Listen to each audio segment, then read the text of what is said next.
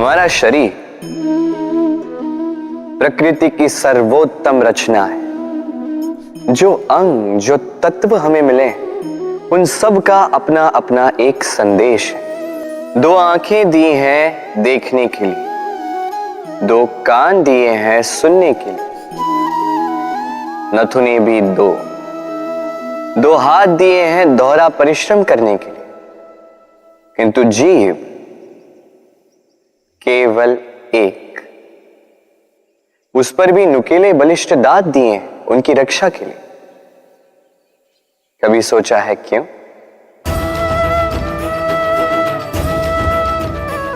क्योंकि शब्द और शब्दों का उपयोग मनुष्य का सबसे बड़ा शस्त्र है, जिसका उपयोग जितना सोच समझ कर किया जाए, मनुष्य जीवन में उतना ही ऊपर उठता है।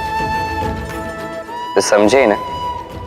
देखो, सुनो, समझो अधिक, बोलो कम। प्रतिज्ञा, छोटा सा शब्द, किंतु इसमें शक्ति अत्यंत अधिक होती है।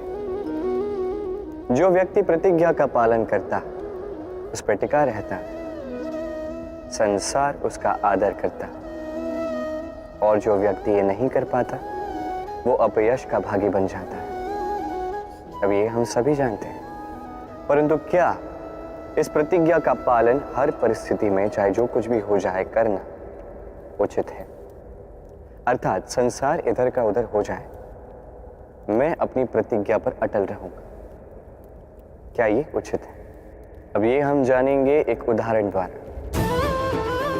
सोच लीजिए, आज आपने प्रतिज्ञा ली कि आप वन के एक सिंह की रक्षा करेंगे। ये तो बहुत अच्छी बात है, आप किसी के प्राणों की रक्षा कर रहे हैं। आप आखेट से उसे बचाएंगे, अनेक विपदाओं से उसे बचाएंगे, ताकि इस प्रकृति में संतुलन बना रहे। किंतु यदि यही निर्दोषों पर आक्रमण करने लगता है, तो क्या अब भी इसके प्राणों की रक्षा करना उचित है? क्या अब भी अपनी प्रतिज्ञा पर अटल रहना उचित है? नहीं, क्योंकि अब ये पाप बन चुका है। कोई भी प्रतिज्ञा, कोई भी वचन यदि इस प्रकृति के विध्वंस में सहायक है, यदि इस संतुलन को बिगाड़ रहा, तो उसे वहीं तोड़ना उचित है। और ये आपको सीखना होगा, समय के साथ आपको ढलना होगा, क्योंकि जो समय के साथ नहीं बदलता, ये प्रकृति उसका व्यक्तित्व बदल देती है। स्मरण रखें, वही वचन है, वही प्रतिज्ञा है जो इस संसार के हित में है। अन्यथा वो पाप है जिस पाप का दंड ये प्रकृति आपको अवश्य देगी। वर्णमाला का सबसे पहला अक्षर होता है क। कदाचित इसीलिए इस जीवन का, इस संसार का सबसे पहला और सबसे महत्वपूर्ण गुण है कर्म। अब ये कर्म क्या है? जन्म से लेके मृत्यु तक के इस जीवन काल में मनुष्य जो कुछ भी करता है, ये होते हैं उसके कर्म। अब ये कुछ भी हो सकते हैं, दया से दी गई भिक्षा भी, छल की मंशा से कही गई मिथ्या भी। अब एक मनुष्य का कर्म समस्त मानव जाति का प्रारब्ध निर्धारित कर सकता है। इतनी शक्ति होती है इस कर्म में। और जब बात की जाए धर्म स्थापना के सारथी की, तो उसका सबसे महत्वपूर्ण गुण कर्म ही है। इसलिए मैं खोज रहा हूं एक ऐसा व्यक्ति जो वीर नहीं, कर्मवीर हो। क्योंकि इस रथ की रास हो या इस संसार की आस, दोनों को वही संभाल सकता है। अब देखना यह है कि स्वयंवर में ऐसा कौन व्यक्ति है जो अपने कर्म को पूर्ण निष्ठा से साकार करता है। आपने वो कहावत सुनी होगी, जब ईश्वर एक द्वार बंद करते हैं, कई सारे मार्ग खोल भी देते हैं। अब ये मार्ग, ये सारे द्वार जो होते हैं, हमें दिखते नहीं है। कई बार हम समझ नहीं पाते, खो जाते हैं। कभी कभी लगता है कि ये कहावत ही झूठी है, पर ऐसा होता तो है नहीं। क्यों खो जाते? क्योंकि हम समय व्यर्थ करते उसी द्वार को देखने में, सोच के कि अब ये खुलेगा, अब ये खुलेगा। प्रतीक्षा करते करते बहुत समय व्यर्थ कर जाते हैं। इतना समय व्यर्थ हो जाता है कि हम देख ही नहीं पाते, ढूंढ ही नहीं पाते वो सारे मार्ग, वो द्वार जो हमारे लिए खुले हैं। ढूंढ ही नहीं पाते तो उसका उपयोग कैसे करेंगे? स्मरण रखिए, ईश्वर सदैव हमारे साथ हमारी सहायता कर रहे हैं। ये मार्ग सदैव है, सर्वत्र है। आवश्यकता है तो दृष्टि, दृष्टिकोण और सोच की। इस दृष्टि को फैला कर देखिए, इस दृष्टिकोण को सकारात्मक बना कर देखिए, और ये सोच, इसकी सीमा तनिक ऊंची कर दीजिए। फिर देखिए, सब मिल जाए। क्या है? ये ईश्वर, ये परमात्मा, ये हमारे साथ है, हमारे मन में। जो ये मन चाहेगा वो ये मन अवश्य पाएगा। यदि मन चाहता है कि उसे मार्ग मिले तो मार्ग मिल ही जाता है। युद्ध, हम सदैव हमारे जीवन में हर एक युद्ध जीतना चाहते हैं। ऐसा कोई युद्ध नहीं जो हम हारना चाहते, किंतु युद्ध जीतने के लिए सदैव आक्रमण करना या शत्रु के समक्ष जाके खड़ा हो जाए, यही उचित मार्ग नहीं। ये आपको जिताएगा ऐसा नहीं। जीतता वही है जो पहले शांति से शत्रु को देखता है, समझता है, परखता है, उसकी शक्ति का अनुमान लगाता है, योजना बनाता है और फिर विवेक से उसका सामना करता है। क्योंकि शत्रु कोई भी हो सकता है। शत्रु हो सकता है एक महायोद्धा, हो सकता है एक महारोग भी। यदि योद्धा हुआ तो उसका बल समझिए, उसकी कमियां समझिए। यदि रोग हुआ तो उसके फैलने का कारण समझिए और फिर उस कारण पर प्रहार कीजिए। रोग सिमटेगा और उसे परास्त करना अत्यंत सरल हो जाएगा। स्मरण रखिए, हर एक युद्ध सीमा पर नहीं लड़ा जाता। कुछ युद्ध ऐसे भी जिन्हें घर बैठकर जीता जा सकता है। स्वच्छता, वर्तमान की ये पीढ़ी पुरानी पीढ़ियों का जो अति शुद्धता का अभ्यास है, इसका उपहास करती, इसे मूर्खता समझती, समझ ही नहीं पाती। क्यों? हमारी माता, दादी, नानी, कई बार हमने देखा है, प्रातः उठ के सबसे पहले स्नान करते हैं। क्यों? समझ नहीं पाते। क्यों बात बात पर चौका और आंगन स्वच्छ किया जाता है? समझ ही नहीं पाते। कई सारे लोग इसे धार्मिक अंधविश्वास कहते हैं, किंतु यदि मैं आपको सत्य बताने जाऊं तो हर धर्म वैज्ञानिक होता है। हर कर्म के पीछे विज्ञान अवश्य छिपा होता है। बस हर एक व्यक्ति उसके विषय में कितना सोचता है, क्या समझता है और क्या कदम उठाता है, ये भिन्न है और उतना ही महत्वपूर्ण भी। पर विज्ञान अवश्य है। आज भी जब मैं घर जाता हूँ, मैया सबसे पहले मुझसे हाथ पैर धुलवाती है, तत्पश्चात बाकी सब। इसलिए आप स्वच्छ रहिए, आप स्वस्थ रहिए, तभी आप भक्ति कर पाएंगे, तभी इस संसार को संभाल सकने की शक्ति अर्जित कर पाएंगे। तो स्वच्छता साधिए, सब साथ जाएगा। पलायन अर्थात भाग जाना, किसी भी परिस्थिति या समस्या से मुख मोड़कर भाग जाना। कई बार हम जीवन में ये करते हैं, कई बार उचित भी, क्योंकि सबसे श्रेष्ठ युद्ध वही होता है जो कभी लड़ा ही न जाए। किंतु यदि आपका पलायन करना यहाँ पाप का पालन पोषण करता है, तो पलायन अनुचित है।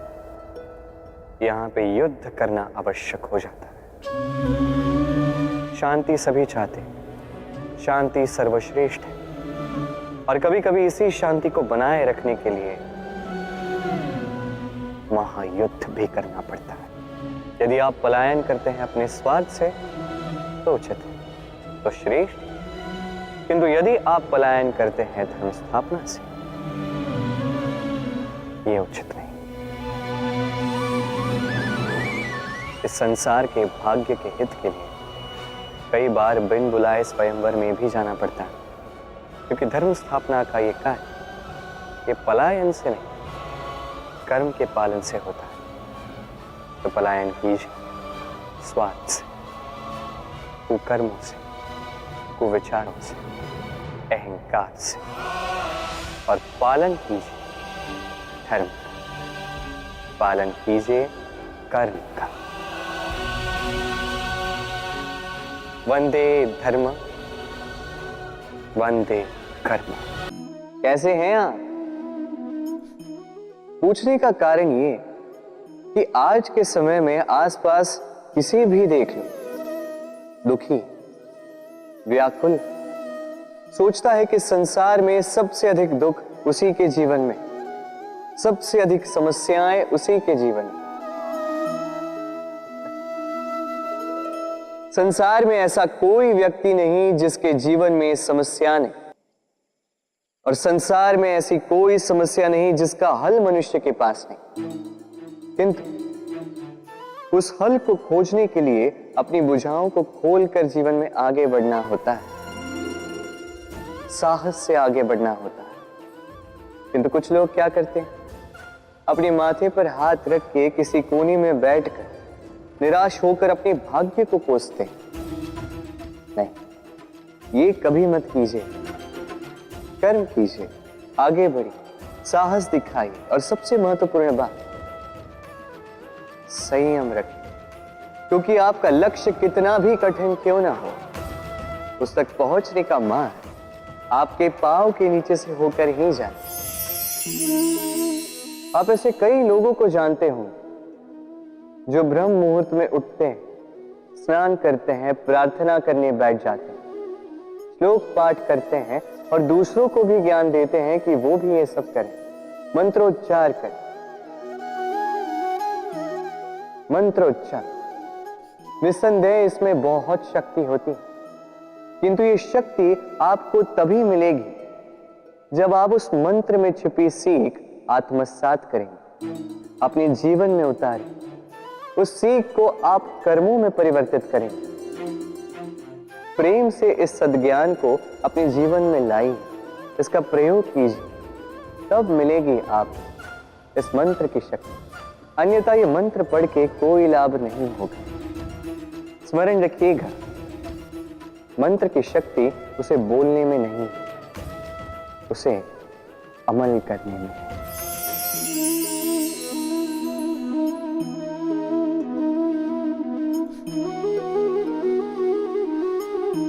चलिए आज आपसे एक प्रश्न पूछता हूं।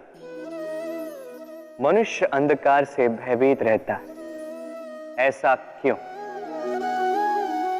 इसका उत्तर है कि इस अंधकार में मनुष्य कुछ देख नहीं पाता, ना आगे देख पाता है ना पीछे, आसपास क्या है समझ नहीं पाता, ना अपनी राह देख पाता है ना अपना लक्ष्य, इसके कारण अपना विश्वास खो देता है और इसी कारण से भयभीत हो जाता है। चलिए अब आपसे एक और प्रश्न करता हूं। क्या इस संसार में इतना अंधकार है कि इस दिए का अस्तित्व ही मिटा दे? नहीं, उल्टा ये दिया अंधकार को चुनौती देता है, स्वयं जलकर संसार को प्रकाश देता है ये छोटा सा दिया। अब जब ये छोटा सा दिया अंधकार से भयभीत नहीं होता, तो भला आप क्यों असफलता से भयभीत होते हैं? आपके भीतर एक अमर आत्मा है, बस आवश्यकता है तो उस आत्मा को जगाने की। अपने भीतर की इस ऊर्जा को जगाकर तो देखिए, सब कुछ दिखेगा। क्रोध, क्रोध क्या है कौन नहीं जानता। हर आयु, हर वर्ग, हर श्रेणी के व्यक्ति को क्रोध का अनुभव हो चुका है, बल्कि किसी किसी का तो परिचय ही इसी प्रकार दिया जाता है कि व्यक्ति अत्यंत क्रोधी है, इससे तनिक बच के ही रहें।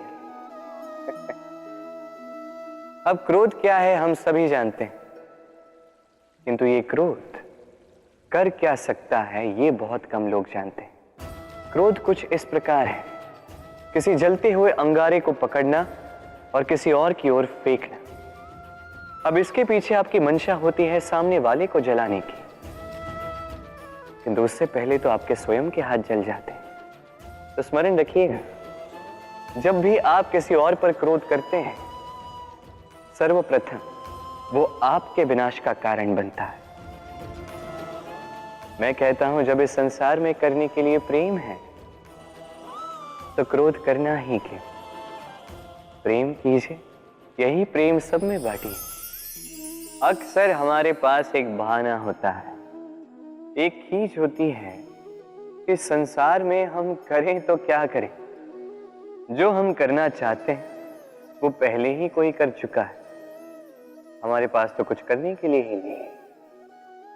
यदि आपको उदाहरण दूं तो इन पूजा की थालियों को देखिए, पहले से ही सब कुछ सज्ज करके रख दिया गया है। अब ऐसे में हम सोचते हैं कि करना क्या शेष है, सब कुछ तो पहले ही हो चुका है। अब यहां पे समस्या कर्तव्य में नहीं, यहां समस्या हमारी सोच में। हम ये सोचने में समय व्यतीत करते हैं कि क्या हो चुका है। हमें ये सोचना चाहिए कि क्या करना अब भी शेष है जिसमें हम अपना योगदान दे सकते हैं।